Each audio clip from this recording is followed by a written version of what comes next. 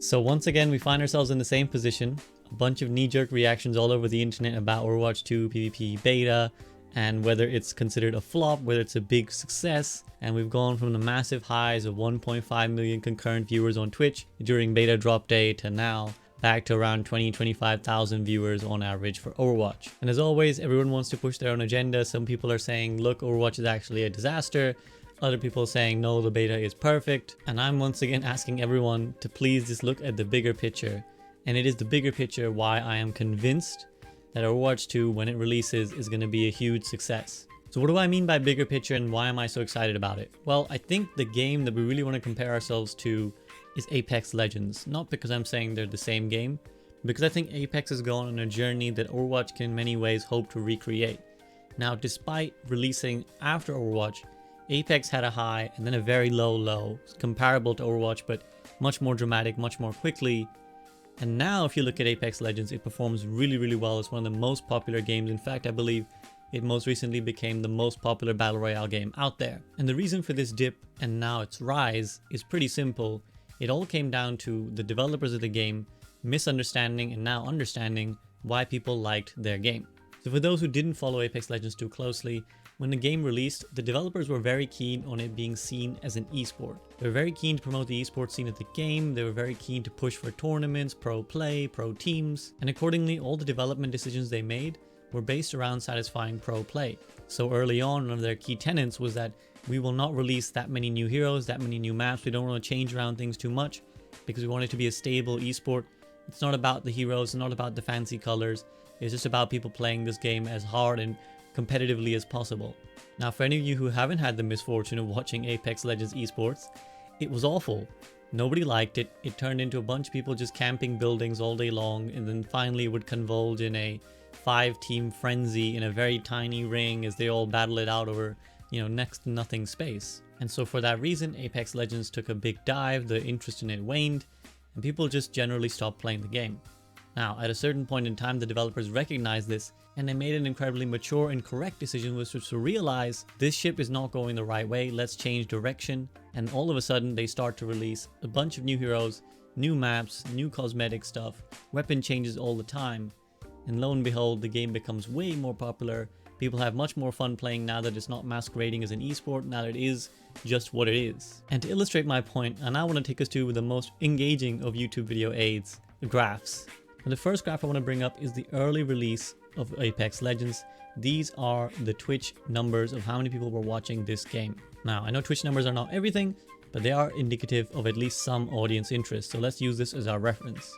As you can see, at this point, Overwatch is about a 3-year-old game. And despite that, after a huge initial launch, obviously it's a new game by a big studio, Apex Legends plummets rather drastically to being far below Overwatch. And for those wondering, those little peaks, I believe, are the Overwatch League still running on Twitch. So despite being a 3-year-old game at this point, Overwatch is easily beating Apex in terms of numbers. And you can see this trend largely continues for a while, where Apex Legends is not really anything special. And the fact that it starts to match Overwatch towards the end really just shows that Overwatch at this point had started to stagnate and lose interest. Not that Apex Legends was doing particularly well. But then we get to our second graph, which now shows you a huge upward change in the direction of Apex Legends, the green line. So what's happened here? So you can see there's a big spike coming just before December 2020. What happened at that period? Well, two things happened. Firstly, Apex Legends is available now on Steam. But secondly, and more importantly, the game releases a new hero, Horizon, and a new map, which most people consider its best map till date, Olympus. Now obviously the release to Steam is big, many more people are going to want to play it now. It makes the game much more accessible rather than only being available on EA Origin. But you can see that that spike from Steam is a huge upward spike and then it comes down very quickly. But the rest of the graph is a general upward trend to growth. Why is this? Well, look at all these little spikes that keep cropping up. You know what these are? Hero releases.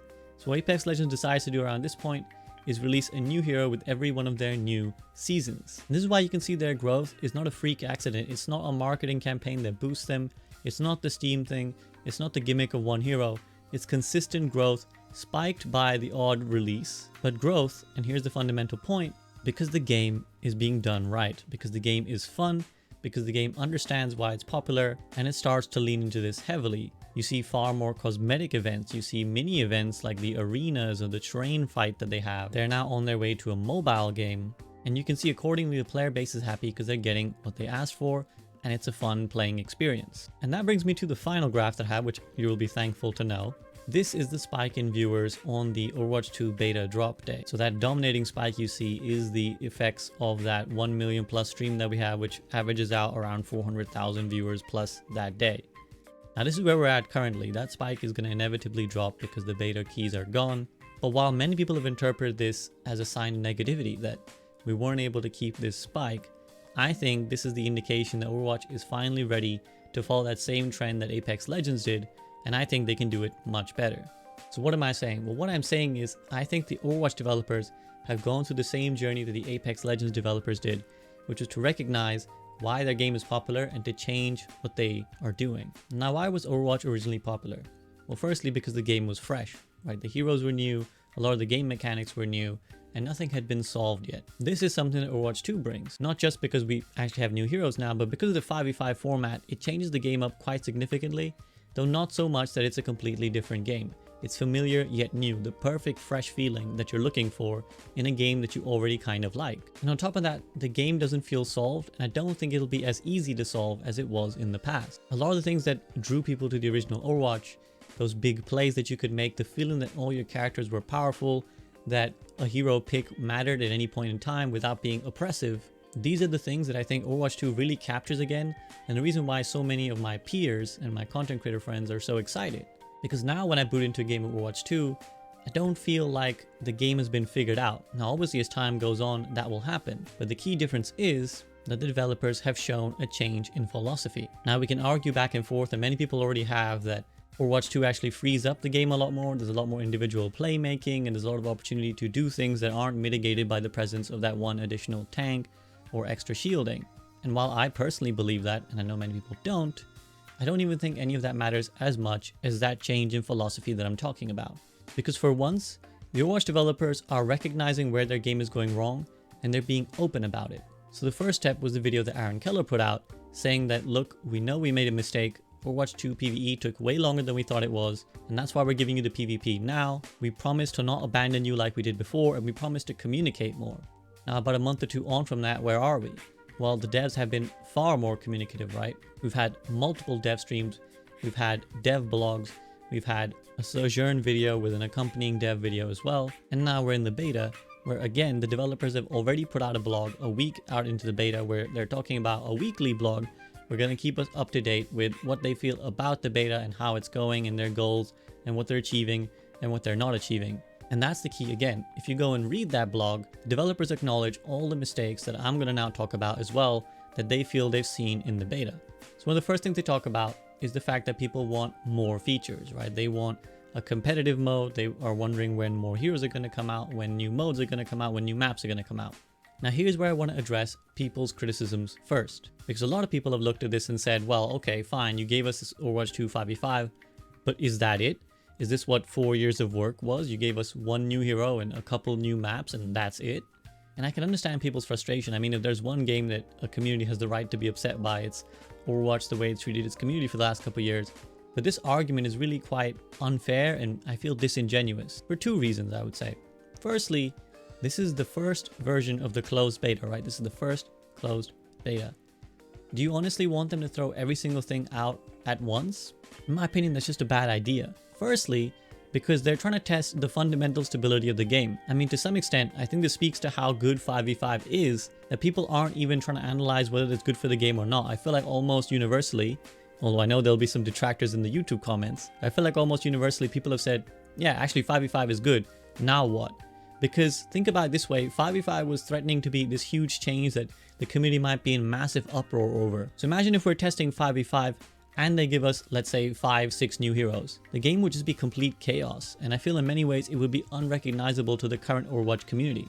If we're having to test 5 new heroes, 3 of whom are wildly broken, 2 of whom are wildly underpowered, and we've got a new map, and we've got a new game mode, and it's 5v5 now, like just think about the amount of chaos that would be. The whole point of this first closed beta is to test the stability of the game, not just from a technical point of view, but also from, does this thing work? And the positive part, which is why I'm so optimistic, is that overwhelmingly it feels like people have said, yes, this does work. 5v5 is better. It answers all the complaints that we didn't like. There's no massive amounts of shield, there's less visual clutter, individual playmaking seems higher, the game feels less boring, less stale, and there's a return to FPS mechanics in the game. So already I feel like it's unreasonable for people to say, drop 5 heroes, because you know those same people, had they dropped 5 heroes and the game had become a little bit chaotic as a consequence, those same people would have said, ha, I told you, Overwatch 2 5v5 was a mistake, these guys dropped so many heroes and it was all bad, it didn't work properly, and I blame the devs are stupid. So there's already that consideration. And here's the second consideration, which is it's pretty much basic business at this point to not show your entire hand in the first go. Like, there's already content that we know the developers have that they haven't shown us. There's already maps that we know exist that they didn't put out on this beta. For one, there's the Rio map, which we've actually seen played. We've seen people play the Rio map like, what, a year and a half ago when they first announced 5v5. There's also a confirmed India map. There's a map in Gothenburg in Sweden. There's probably a bunch of more maps that we just don't even know about. Then there's, of course, there's the new heroes. Even in the OG Overwatch days, they were always talking about how they're testing at least 3 to 4 heroes at any point of time on the run. And that was when the dev team was smaller. Now the dev team is bigger. You know for sure that they must be testing 3 or 4 heroes at any given point in time. And again, consider that if they had that Rio map available 18 months ago to play internally, then what that means is what we are currently getting is probably what the devs have already had for like a year to 18 months. Which means, and here's the good part, that they've got about a year to 18 months worth of content planned and lined up. And again, it just makes sense. If they had released everything now, then we'd be back in the same cycle we were before, where we were crying for a lack of content because 6 months from now, they wouldn't have new heroes to give us. But what we need, and what I think Overwatch desperately needs, is to go back to being that live service game that brings people back consistently, not just one time. This is why I go back to that point I made initially about the comparison with Apex Legends. Apex Legends was not successful because of one stream, because of one hero, because of one singular thing. It was down to a change in philosophy and a consistent change in behavior from what the devs were outputting. That's what Overwatch needs, and that's what it looks like Overwatch is getting. Because in this first beta, we've gotten new maps, a new mode, and a new hero. Next beta, we get, let's say, a competitive mode, we get another new hero, and we get some more content. What that's going to do is going to create a game that people are not only enjoying, but invested in coming back to.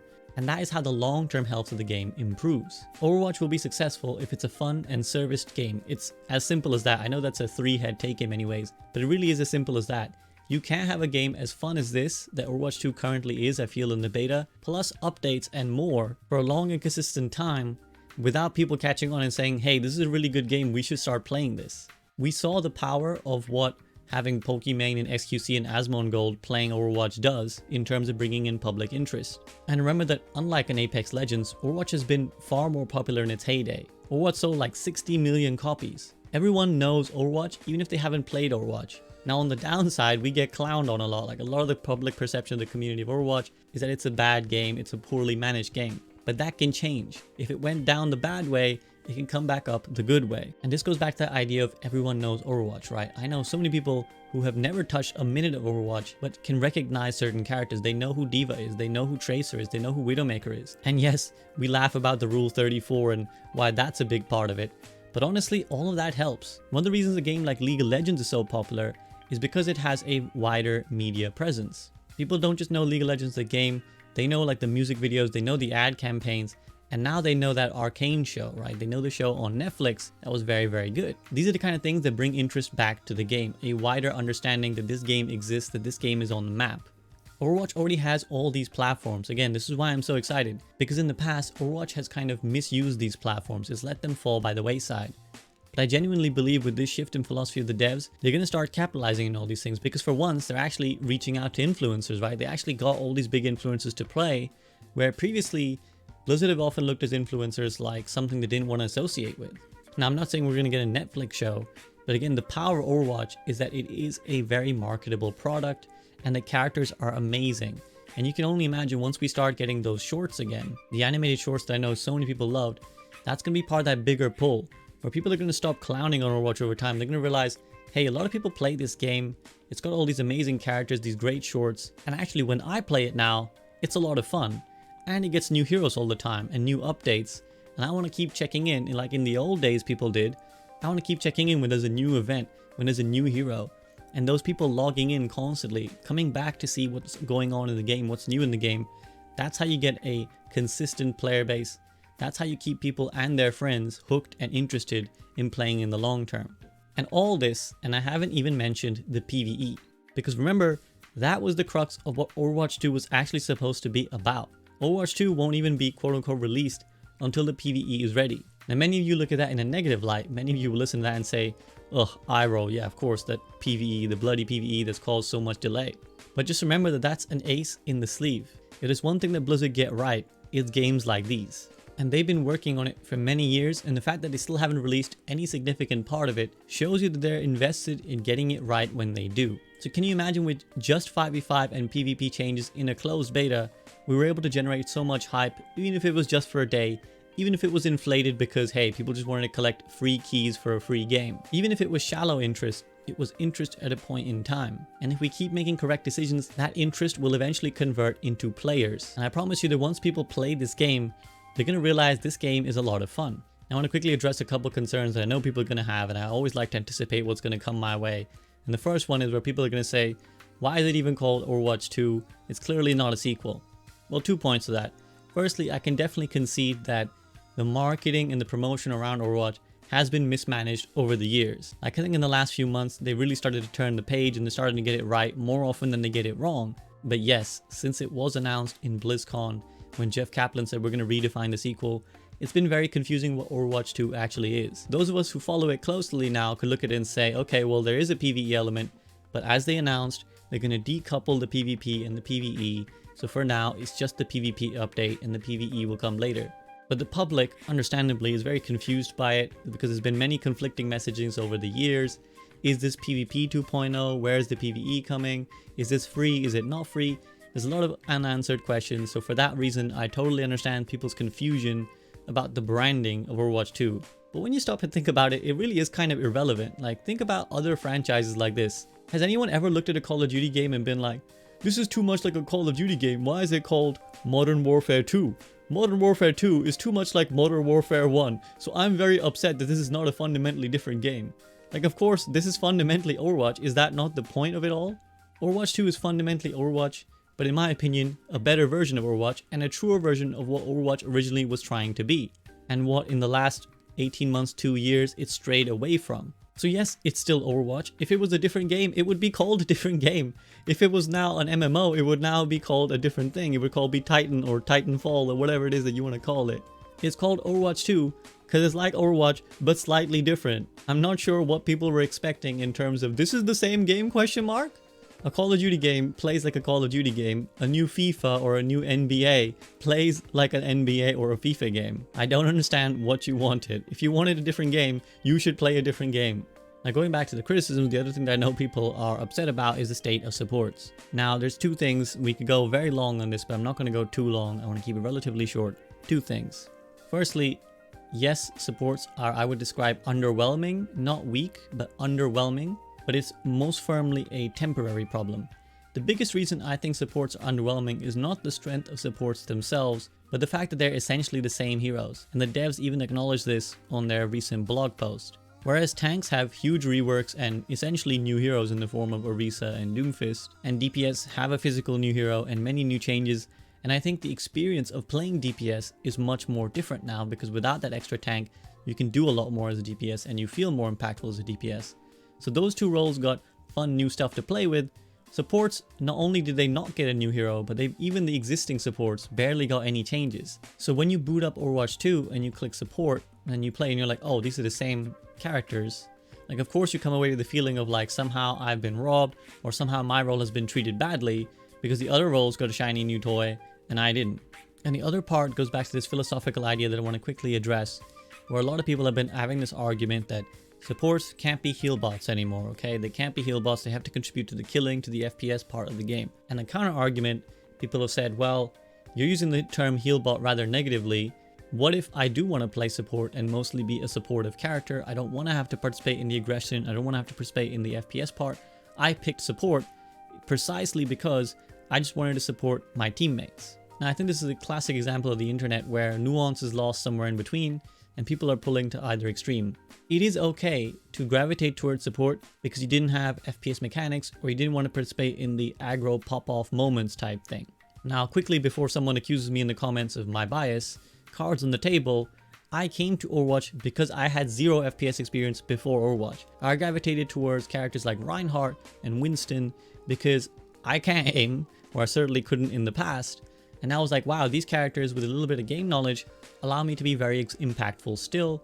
And that makes me feel included, and I love this game for it. However, over the years, I stopped enjoying tank altogether. The characters didn't feel fun anymore, the gameplay didn't feel rewarding, I felt overly punished, and I gravitated much more towards support. So for about the last 18 months, I've been playing mostly support. My highest role now is support. I'm Grandmaster on support, and I climbed that all the way from Platinum. So here's what I have to say about that. I think the support community is fundamentally playing the role wrong, or a large number of the community has fundamentally been playing the role wrong. I've done hundreds of VOD reviews probably of support players of all ranks, and a large number of them refuse to participate in the game of Overwatch. And here's the nuance. You don't have to be an FPS god to contribute to making your team win and contribute to the changing of the outcome of the match. What I witnessed in a large number of the support players that I watched is that they were opting out of playing the match. Essentially, they were playing a solo player game where they would just heal their tanks and then let their tanks do the rest. Now, if you want to do that, you can still do that. If you want to hide, never look at the enemy team and just heal your tanks, there's no one stopping you from doing that. That's still a perfectly allowed option in the game. But you cannot also do that and expect to be rewarded for it. And this is the difference. If you want to win in Overwatch 2, you have to participate in letting your team swing the fight. And this can be done in many ways. But this has also been true of Overwatch 1 for like the last 18 months to 2 years. You cannot play support in Overwatch 1 right now and just AFK behind your tanks and hope to win games. It doesn't work. And I can tell you, again, having watched hundreds of VODs of players who do this, they just kind of heal their tanks and then they're like, I don't know why we lost the fight. And it's, well, because you didn't contribute to helping kill the enemy at any point. If you just heal your tanks all day long, you're asking them to win the game for you. So when they inevitably fail, you have no one to blame but yourself, because you didn't even try to help them win. So I think that's the key difference. What you need to do in Overwatch 2 is contribute to winning the game for your team. And that doesn't have to be by being an FPS god and out shooting everything. And this is again the beauty of Overwatch. This is why Overwatch is a different game to an Apex Legends, to a CSGO, to a Valorant. This is why so many people were drawn to it. Because you still have those characters like Mercy, like Moira, like Brig.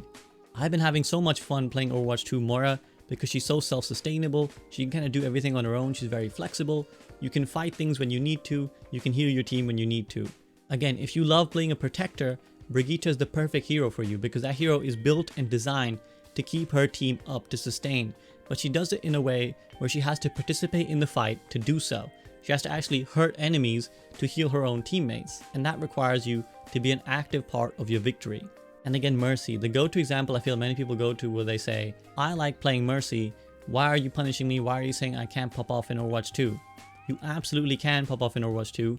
And I think Mercy is going to be very, very strong in solo queue Overwatch 2. And I think people are kind of sleeping on it. Because already in Overwatch 1, the power to enable the right things with a damage boost is insurmountable. Like sometimes it is literally unbeatable if you pocket the right thing as Mercy, if you damage boost the right thing. If you help that thing secure kills to take an aggressive angle, it is sometimes unstoppable in Overwatch 1. The same thing will be true in Overwatch 2. If you enable the right thing, you will carry by enabling someone else to carry as well. And there's a difference between blindly healing someone and enabling the right person at the right time. That's again the distinction, the nuance of it. The playstyle of sit behind your tanks and heal them is very passive. The playstyle of I'm recognizing that that person over there is in the best position to make a play, and even if it means sacrificing one of my teammates, I'm going to enable that person over there because that person is going to win us this fight. And so that's what I really feel when I say the support role has been played wrong. I feel like many people have come around to the idea that tanks have to adapt how they play. People have always known how DPS have to play in many ways. But a lot of people have not been participating in the game of Overwatch when they play support. And that's what needs to happen in Overwatch 2. And in terms of the whole staleness of the role, the developers have already acknowledged this. They've already talked about and hinted at the fact that they may drop one, if not multiple, new heroes, potentially support heroes. Because I think once that starts to happen, once we start to get support heroes, you're going to see the support role is equally as viable as any of the others. Because the problem in Overwatch 1 is the tank was fundamentally flawed. There was a fundamental flaw in that stacking tanks created this insurmountable problem that kind of broke the rest of Overwatch, and we've seen this for the majority of the history of competitive Overwatch, whether it was goats, whether it was 4 tanks, or whether it was now double shield or anything like that. The same problem doesn't exist in supports much. There are a few combos that are very strong, but nothing game breaking, and so I think just a few tweaks to supports here or there, some cooldowns reduced, increased, some buffs here or there, and the support role will feel perfectly good. Again, I say this as someone who basically views themselves as a support main at heart now. I think we're plenty impactful. I think we're only going to get more impactful. We're only going to have more fun as we adapt to the new playstyle in Overwatch 2. And once we start getting new heroes, I promise you guys, supports are going to have a lot of fun. And so those are the reasons why I'm so optimistic going into the future Overwatch 2. To me, it feels like all the arrows are pointing upwards. All the problems that we didn't like in Overwatch 1 are being addressed or have been fixed already. The lack of content, the clutter of the visuals, the inability to make plays, the oppressiveness of certain characters and certain comps, the feeling that tanks aren't fun anymore. Tanks are very fun now. They're the most fun role in Overwatch 2, contrary to what people thought. So it really feels like the core of it all, like I said, the devs have shifted their philosophy. Like that example with Apex Legends, when the devs shifted their philosophy, I think the Overwatch devs have finally caught on to the correct picture. They're addressing our complaints. They're doing everything they basically asked of them. And now all we're waiting for is more.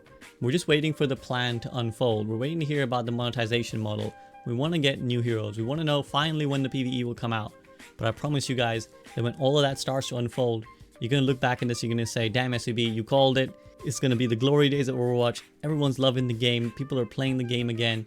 And it feels like that fun, fresh state of Overwatch that we all kind of fell in love with back in 2016 or whenever it is that you found this beautiful game of ours. So tell me what you think, guys. Are you excited about the future of Overwatch, or are you cynical?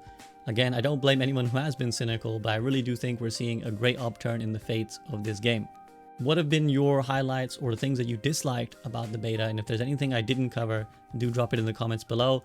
I want to make a quick few plugs, so if you're vaguely still interested in SCB content, then do listen out for the following.